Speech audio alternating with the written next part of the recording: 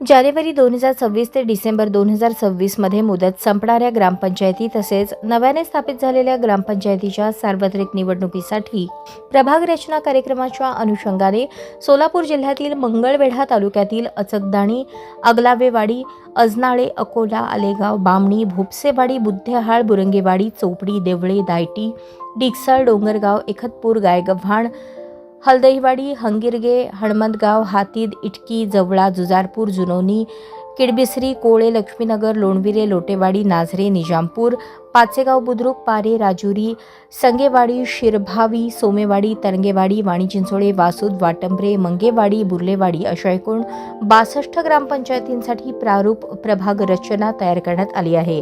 ही प्रारूप प्रभाग रचना संबंधित ग्रामपंचायतींच्या तलाठी कार्यालय व ग्रामपंचायत कार्यालय येथे नागरिकांच्या अवलोकनासाठी प्रसिद्ध करण्यात आली आहे. या अनुषंगाने हरकती आणि सूचना सादर करण्याचा कार्यक्रम याप्रमाणे प्रारूप प्रभाग रचनेवरील हरकती सूचना तहसीलदारांकडे समक्ष सादर करण्याची अंतिम मुदत 13 एप्रिल 2026.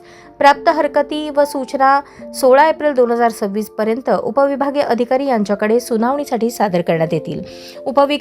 उपविभागीय अधिकारी मंगळवेढा विभाग यांच्याकडे सुनावणी 21 एप्रिल 2026. तरी संबंधित ग्रामपंचायतीतील नागरिकांनी प्रारूप प्रभाग रचना पाहून आपापल्या हरकती व सूचना निर्धारित मुदतीत सादर कराव्यात असे आवाहन सांगोला तहसीलदार बाळूताई भागवत यांनी प्रसिद्धी पत्रकाद्वारे केले आहे.